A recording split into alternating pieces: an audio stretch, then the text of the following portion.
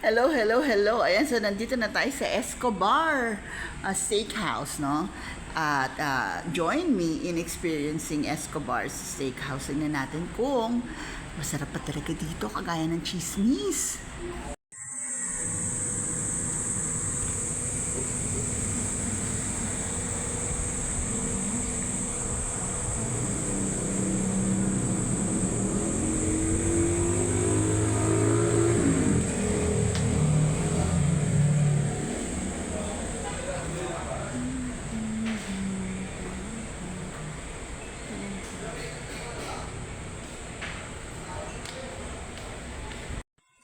And so, ang in-order namin ay set A.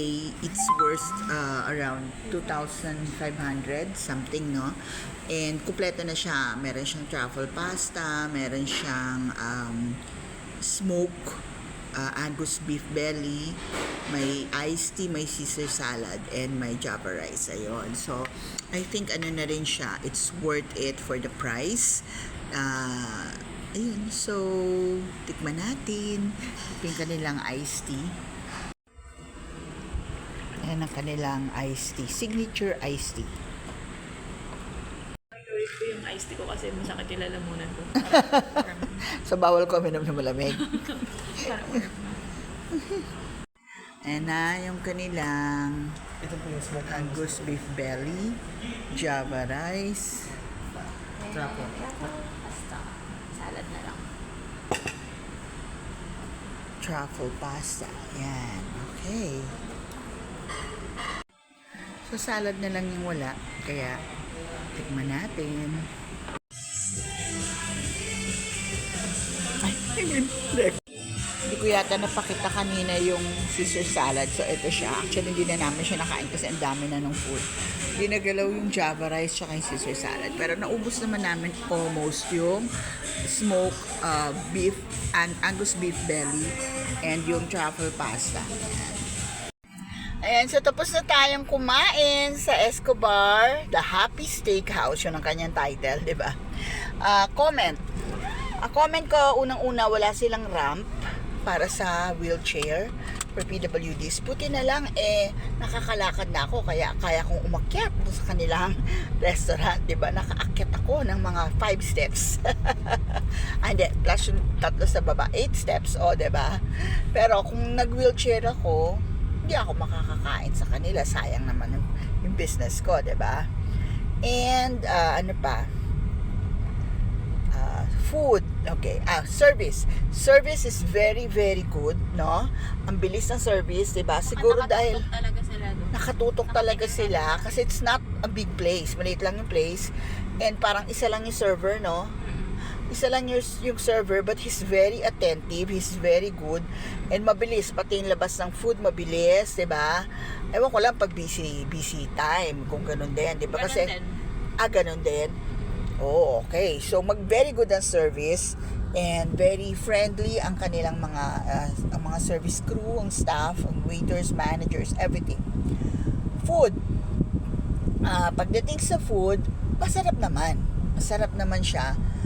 It's not as fabulous as Kung magpa-fine dining. magpa-fine dining ka, yes. Pero, kasi hindi kagaya ng Outback, if you remember Outback, masarap ang Outback di ba? So, ito masarap din siya, but it's, para sa akin, mas masarap pa rin yung Outback. You know what I mean? Yun.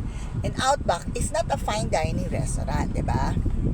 So, sa price niya, reasonable naman yung price. Kasi ang dami naman ng food, di ba? Although kung sa mga anak ko yun, 3 anak ko lang siguro pwedeng kumain nun. O baka 2 lang. Nakakapat. Hindi naman. Pag si Eggy, kanya lang mag-isa, kulang pa yun Pero yung kung kukontrolin mo siya. Kukontrolin mo siya. Ayun. So, reasonable yung price. It's good for kumbaga yung value for money is good. Yun. And na-take out namin lahat ng leftovers, pati yung iced tea. So, ang rating natin sa Escobar, The Happy Steakhouse, is 3.5 stars! Woohoo! Torn ako kung bibigyan ko ng 4 stars kasi parang Sarap naman. wala ako doon Alam mo yun, masarap naman pero hindi ko na-reach yun, yung pang 4 stars Ano ko. siya, parang hindi ka naman disappointed. Oo. Pero hindi ka fully Satisfied. Not satisfaction, but yung excited ka na, wow. Ganun. Oo, na wow, dalhin natin dito sila ganyan, di ba? Yung ganon. Di ba? Naisip ko rin, sabi ko, pag nag-share ko si Alex, dalhin ko si Sarsi dito. Pero naisip ko, steakhouse, anong kakainin ni Sarsi dito? Di ba? So, wala. Ang hilig ni Tito Sarsi, mga Ano? Pinoy. Oo, Yun ang may siya Pinoy. sa Pinoy food.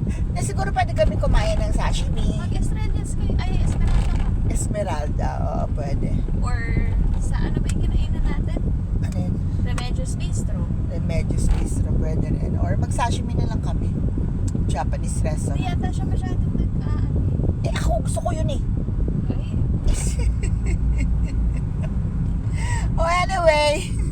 Sige na, ang haba na naman ng vlog ko. Thank you so much. If you have time and gusto nyo kumain ng steak, try Escobar. It's a good place to be. It's a good place to be. To go. To try. To try, yeah. To experience. Will I go back? Yes, I will. Oh, diba?